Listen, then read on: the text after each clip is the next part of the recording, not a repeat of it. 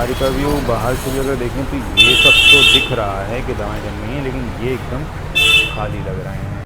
WhatsApp guys, this is doctor Afan Masood from AZM health care and आज का vlog जो है एज सच व्लॉग ही है ये। तो आज क्या हुआ है, आज new updates, this is day 6 में क्या हो रहा है कि दवाएं काइंड ऑफ जम चुकी हैं। फार्मासिस्ट हैं नहीं तो थोड़ा सा ये डिफ़िकल्टी आ रही है कि दवाएं निकलेंगी कैसे। हालांकि जो एक हैं बाहर वो आई थिंक कर लेंगे, बट फार्मासिस्ट एक चाहिए रहेगा फॉर श्योर। बट बहुत हाई लेवल का फार्मासिस्ट नहीं चाहिए, बेसिक पे ही लेवल पे चाहिए, क्योंकि अभी उतना हम कमा ही नहीं रहे हैं ऐसा। जैसे कि आप लोग सबको अभी तक जो लोग फॉलो कर रहे हैं उनको ये पता चल ही गया होगा कि पेशेंट्स नहीं आए हैं एज सच। आज सुबह जब दवाएं यहाँ जम गई थी, थोड़ी बहुत ही कम जमी है, वो भी मैं भी आपको दिखा दूँगा। एंड जितनी आई हैं वो सब जमाने के बाद भी पूरी सब चीज़ें खाली हैं अभी तक। मतलब वो उठ के मुँह में ज़ीरा जिसे बोलते हैं शायद, वैसा सीन चल रहा है। तो वो सब वहाँ पे सेट हो गया। तो फिर काफ़ी 4-5 लोग आए, पूछे डॉक्टर साहब कब बैठेंगे and all of that. And मैं यहाँ पे आ गया था 6:15 बजे एंड अभी अप्रॉक्सीमेटली 7:15 7:30 हो रहा होगा। Still no patients. क्या कर सकते हैं, इसमें कुछ वो नहीं है। तो this is what I wanted to show you all. जो भी इस फील्ड से रिलेटेड हैं, जो भी इस फील्ड में आना चाह रहे हैं, जो खुद का काम करना चाह रहे हैं, इट्स नॉट ईजी। 7 डेज़ तो मुझे व्लॉग बनाते हुए प्लस 11-12 डेज़ मुझे बैठते हुए पेशेंट्स नहीं आते एकदम से। They take their own time, they take their own जो भी आपका प्लस एडवर्टीज़मेंट के लिए एज सच कुछ नहीं कर रहे हैं। थोड़े बहुत पैम्फलेट्स बाहर से MP ऑनलाइन की दुकान से जो जा रहे हैं वो जा रहे हैं। इस संडे आई होप कि एक ठीक ठाक कैंप हो पाए।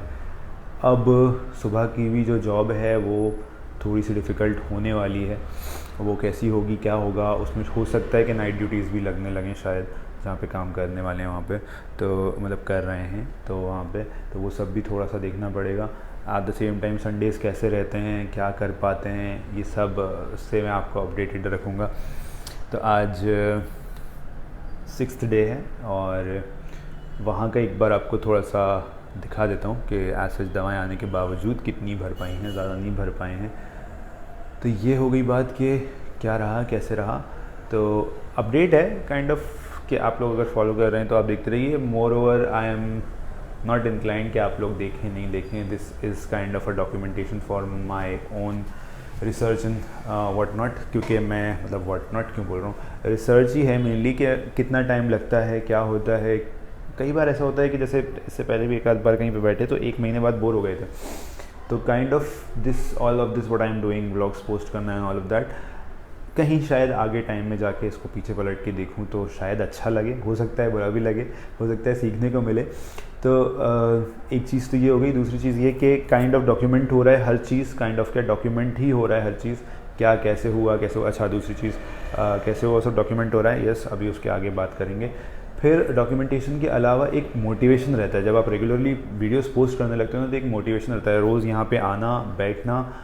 अगर पेशेंट नहीं आ रहा तो भी आई एम मोटिवेटेड कि मुझे एक वीडियो तो बना के डालनी है एटलीस्ट। तो यस, पेशेंट्स बहुत आने लगेंगे तो ये वीडियोस का जो टाइम पीरियड है वो शायद इससे शॉर्ट हो जाए। अभी 5-7 मिनट तक के मैं वीडियोस डाल रहा हूँ, वो शायद 2-3 मिनट पे आ जाए।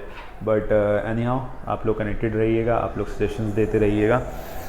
यस, लास्ट चीज़, दवाएँ आई, दवाएँ अच्छी कंपनीज़ की आई हैं, GSK, Cipla, Torrent is not that big, पर हाँ टोरेंट और भी एल्केम, पता नहीं कौन कौन से ब्रांड्स की अच्छी दवाएँ आई हैं। बट दवाएँ तो आके यहाँ रख गई, दवाओं का बिल नहीं मिला हम लोगों को। बिल नहीं मिलने का एक नया इशू है। अब आप लोग सोच रहे होंगे क्या इशू है इसमें।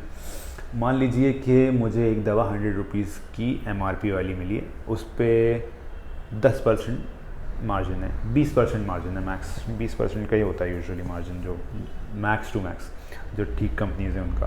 तो 20% का अगर मेरे पास मार्जिन है तो ये मुझे पता होना चाहिए कि मेरे पास मतलब जो मेडिकल स्टोर वाला है उसके पास 20% का मार्जिन है। क्योंकि हमने क्लेम किया है कि हम 10 से लेके 30% तक देंगे। अब 10 से लेके 10% तो मैं दे सकता हूँ नियरली सब चीज़ों पे, मतलब मैं नहीं, वो दे सकते हैं। ये मैं आपकी नॉलेज के लिए बता रहा हूँ, कभी आप खुद से मेडिकल स्टोर खोलें तो 10% तो आप दे सकते हो। बेसिकली सब लोग दे सकते हैं 10%, कोई बड़ी चीज़ नहीं होती।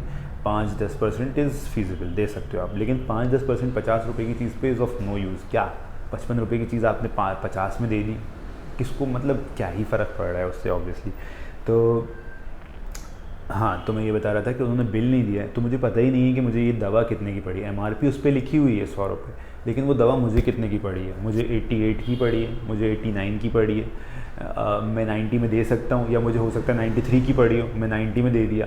तो ये एक थोड़ा सा इशू आ जाता है। तो जिस किसी से भी आप दवाएँ मंगवाएँ, बिल फ़ौरन आपके हाथ में आना चाहिए। अब वो बिल नहीं आया कल से अभी तक, तो वी आर डाउटफुल के कैसे निकालना है, क्या करना है, पहली चीज़। दूसरी चीज़, दवाएं तो आके रख गई हैं, लेकिन उसकी एक लिस्ट जो बनना चाहिए जिसमें फार्मूलाज एंड दवाओं का नाम होना चाहिए, वो भी उसने बना के नहीं दिया है जिससे दवाएं परचेज़ की हैं।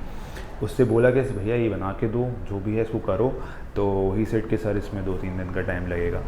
अगेन, अब मैं तो ये नहीं कर सकता कि वहाँ 400 दवाएं आके रखी हैं तो मैं 400 दवाओं के फार्मूला तो मुझे याद हैं, लेकिन फार्मूला के साथ मैं उसका ब्रांड नेम याद करूँ, ये फ़ीज़िबल नहीं है, फ़ीज़िबल भी नहीं है और ये पॉसिबल भी नहीं है एज सच। हाँ, हो सकता है मैं 1 साल तक दवाएं लिखता रहूँ तो मुझे आधी से ज़्यादा याद हो जाएं, लेकिन अभी एकदम से अगर मैं ये इमेजिन करूँ कि मुझे याद हो जाएंगी तो नहीं होता। अभी मैं कोशिश ये करूँगा कि मैं वही लिख के दूँ द फार्मूला, एंड वो वहाँ पे ढूंढ के बाहर से फार्मेसी से और उस ब्रांड को दें, या तो उसमें 2-3 ब्रांड अवेलेबल कराएं हमने भी, एक थोड़ा सा के लो लेवल में जिसमें थोड़ा सस्ता पड़ जाए पेशेंट को, और एक जो एथिकल चलता ही है जो बड़ी कंपनीज़ का है वो है अपने पास। तो दोनों चीज़ें अवेलेबल कराने की कोशिश करी हैं हमने। This is very good thing. जिस एरिया में मैं आके बैठा हूँ उसमें हर इंसान की परचेजिंग पावर इतनी नहीं होगी।